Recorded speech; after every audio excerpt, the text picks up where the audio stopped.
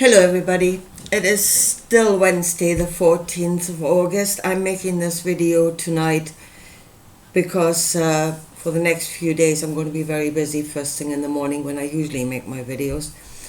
So I don't know if I get around to it. Anyway, start with Lucy. I'm one of my subscribers. I keep getting messages.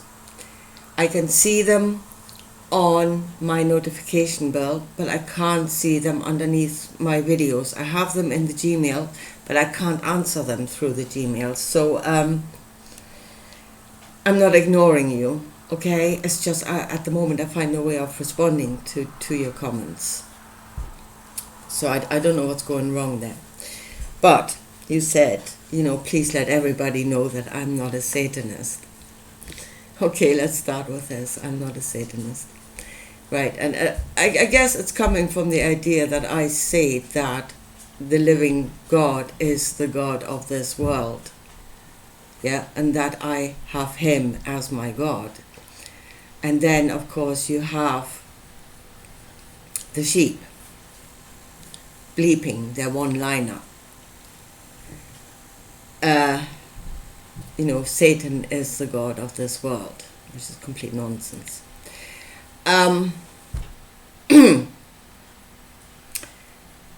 There was a German guy called Joseph Goebbels, who was probably one of the most evil men that ever walked this earth, and he was utterly brilliant at what he was doing. He was the propaganda minister under Hitler. And what he said was how propaganda works, yeah? You take something that you want to plant, an idea that you want to plant into the mind of the people. But what you do is you keep it very short and very simple, yeah? Because the sheep cannot cope with anything more than that, yeah? A short, simple one-liner. That's what you give to them. Anything more than that, you'll confuse the sheep, and then they cannot serve you. So give them something short, something simple, and they will go and bleep it forever. And that is how propaganda works.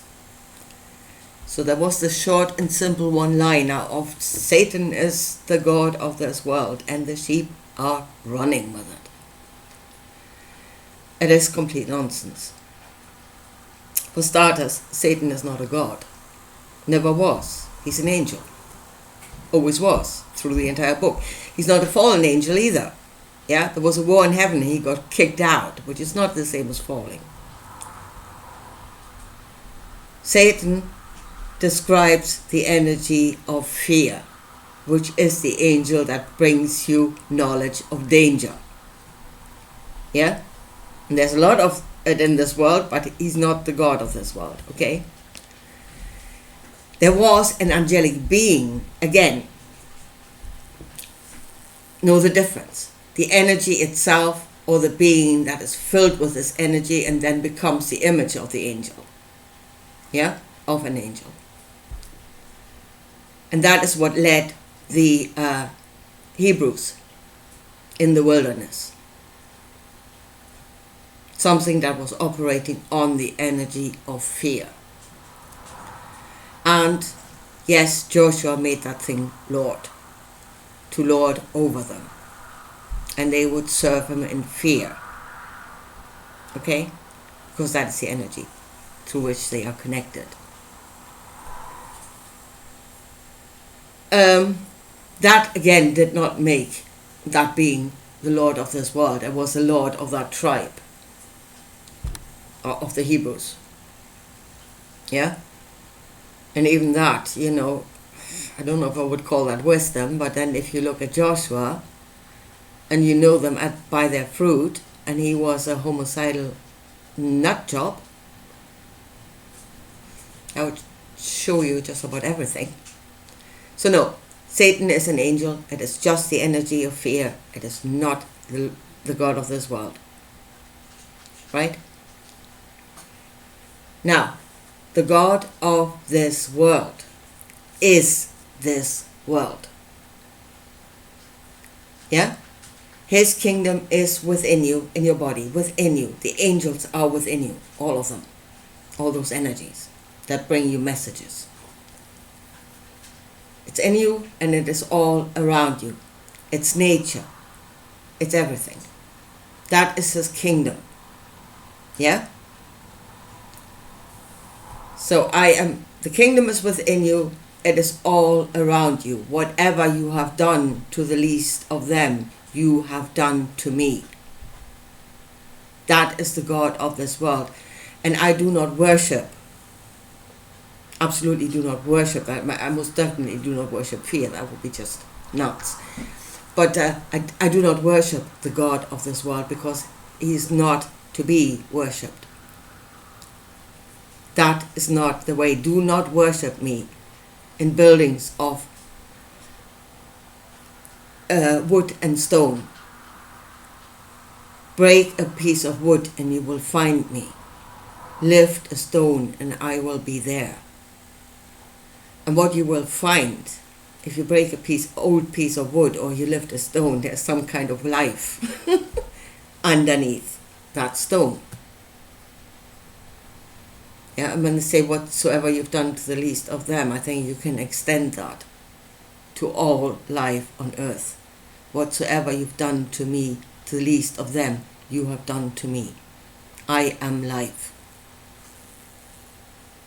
I am life. I am the Father, the intention, and I am the Mother, matter. And they come together and they create life. And you do not worship him, you experience him. You know him in life. He's you experiencing him. That is what you're supposed to do. You're supposed to know him through the experience.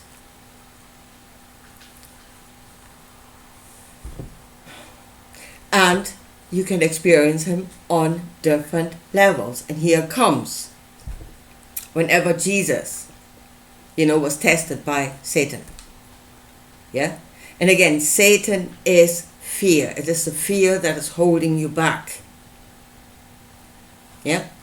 So Jesus says, get behind me, Satan. Doesn't mean, no, I don't want your offer. No. He says, get out of my way. Let me in. Let me through. Fear, step aside and let me go through into an experience of the living God on a higher level. Experiencing the riches of this world, all the kingdoms of this world, which are mineral, vegetative, animal, and man. Those are the kingdoms on a higher level. Fear, step out of my way, let me through. And he absolutely received the knowledge of that. And it was on that level, on that knowledge, that he could work the miracles. And we can all reach that level of knowledge of the God of this world, of this world. Right. And here comes what I actually want to talk about. So I've explained this now, and probably all I've done is to confuse an awful lot of sheep. But that's life for you. If they're bleeping, they're bleeping. There's nothing you can do about that. If they won't hear, what do you want me to do? Plant it in their brain? I can't. Anyway. Right, so what I actually want to talk about and what is worrying me, and I want to call this learning from the spiritual mistakes of the past, because there were mistakes. There was a mistake with Jesus. He was on the spiritual path, but there was a mistake. I want to, as far as I can see, what I would reason happened. First of all, at the moment we are being driven, in fear again. Fear is being used to drive us somewhere, which is again the wrong use of something that was meant for good, and the knowledge of it is being used in the wrong way, in which case it's evil. It's not fear itself, but the way it's being used. And we're being told that humanity is coming to this crossroads, yeah? And if you look at Great Britain and all the others, and they have great sway, yeah? They have quite a following. And the possibilities that we seem to be presented with is either you have this technological monster on the one side, you know, that is going to put microchips into your brain and make you part of a machine, which obviously your humanity would go up against that. Yeah, if you're still a fully functioning human being, that would go against that.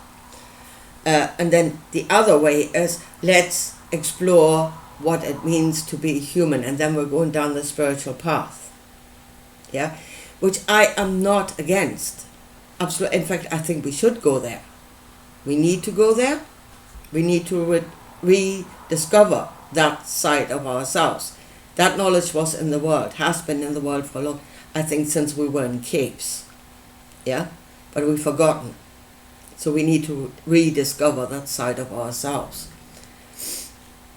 But what worries me is the manner in which this is being done, and the fact that we are being driven into haste because the end of the world is nigh, kind of thing, yeah?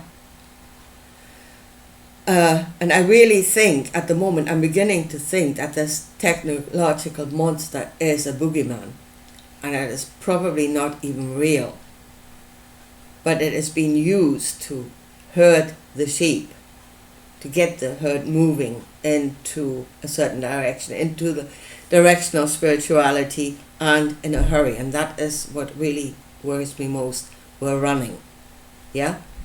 And we should not run into that. Yeah, there's a lot we have to learn, because then we are really messing with really powerful forces, yeah? And we need to know what it is we are doing. So, I mean, I keep getting thrown at me, you know. I have not opened that door. In fact, I'm keeping it closed as tight as I can. Yeah? Because I don't know what I'm doing. I need to understand, or at least have a bit more understanding than I have now. Yeah? And I'm not going to throw that door open and jump off a cliff with filled with some half-assed idea that I might be able to fly. Ain't gonna happen. Need a bit more than that. When your mother Eve ate of the tree of knowledge of good and bad, she was looking for wisdom, and that's not it. So, but we are. The sheep are being driven, and it is a saying, this knowledge should be given to all. Now, in all of humanity's history, that knowledge was in this world, and it was never in all. Yeah? There were, especially the greatest heights of that knowledge was never in all. There were tribes and they had shamans. And again, those were specially trained.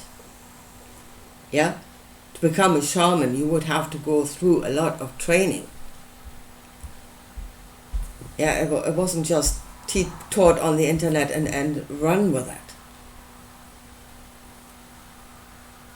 So that never happened, but that's what's happening now. And again, that is what is said in the New Testament, you know, give this knowledge to all.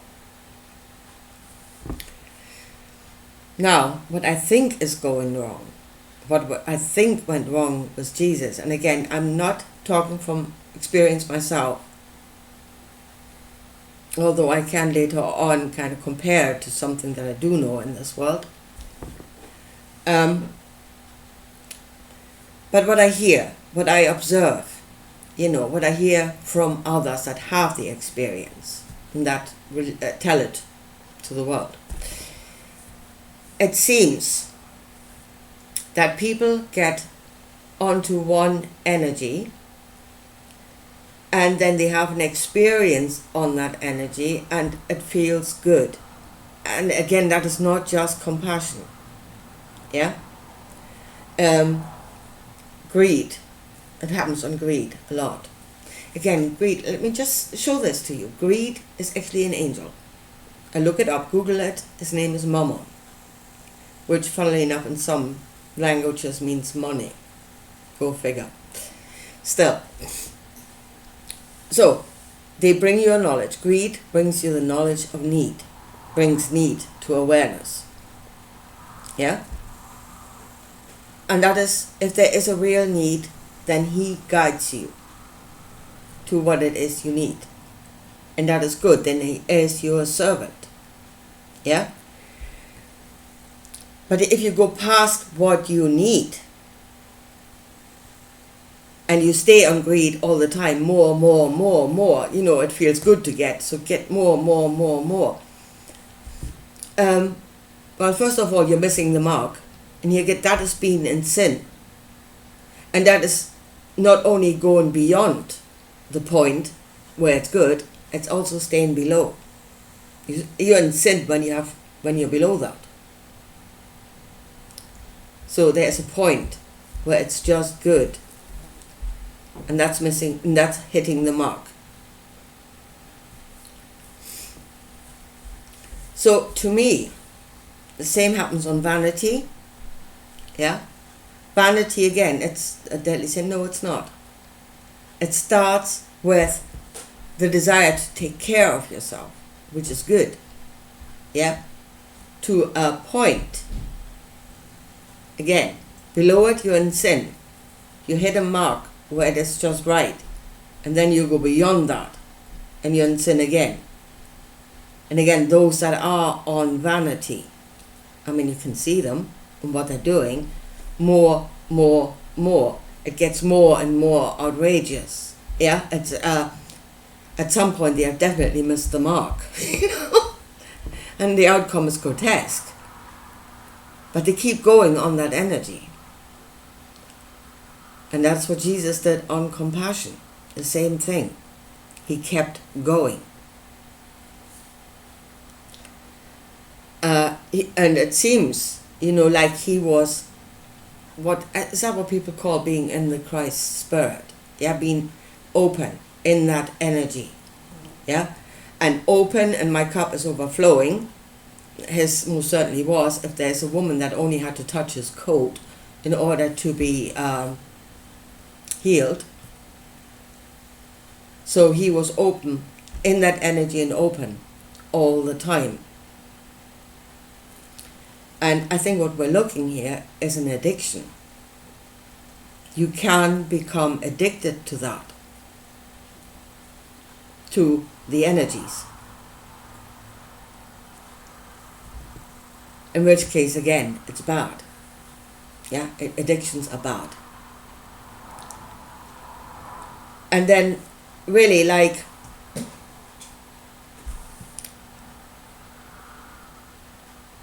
a heroin addict. Well, I mean, I know it in this world, again, it's missing the, well, no, I'll talk about that in a minute, but like a heroin addict, right, again, addicted to a substance because it made you feel good, and then at some point it takes you over and it becomes your master. Yeah? So there is a verse in the Bible that I've quoted many times, and that is, knowledge is being given to serve, not to rule over. And then it says, the ones with the greatest knowledge should be the greatest servants to all. Okay. And I've always taken that to mean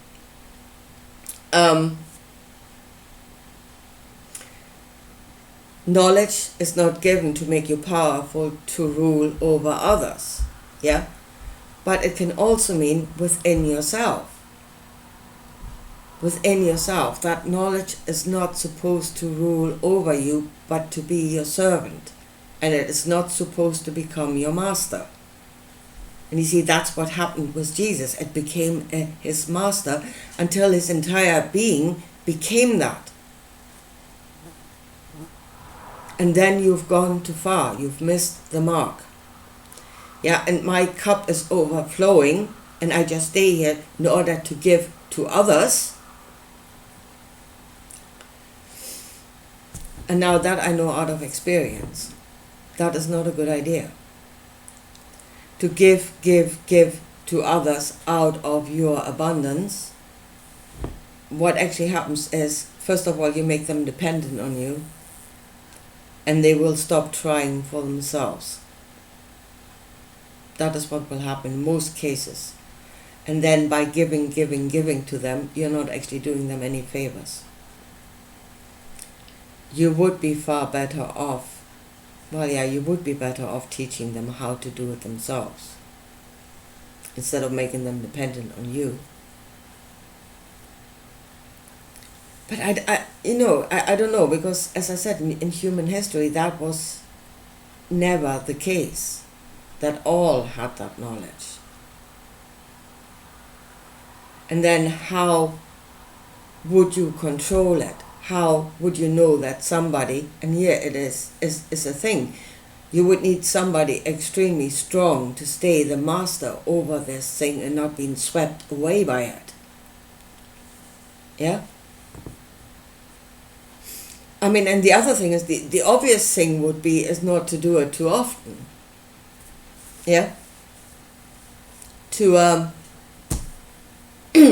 And the other thing, the other thing is, if you do it all the time, in order to serve, you have to be in touch with reality, and in that state you're not.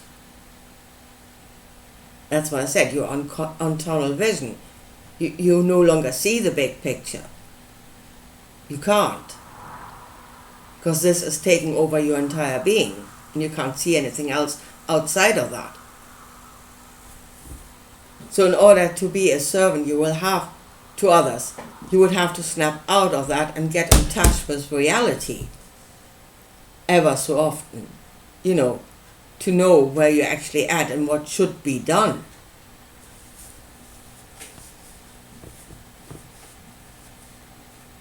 But you see, that is a thing that I really think we need to think about that. If we are going down that way. Now, the one thing that I wanted to say about in this world, what it is, another thing that it is a bit like, is actually a painkiller addiction. Yeah? And you take the painkillers because you have a pain and it's good. It helps. But then you like the way the painkillers make you feel, and you get addicted to them, and you keep taking them even though the pain is gone. And again, there you go wrong. And it can become extremely dangerous to your health. So when we talk about this spirituality, about actually learning to work with what is actually an aspect of ourselves, yeah, it is the next layer of ourselves, to work with that body. Some of the old tribes would have called that strong medicine. Yeah, that's strong medicine. Well, strong medicine can be addictive. Strong medicine can kill. Yeah? It can have side effects, it can be addictive, and it can kill.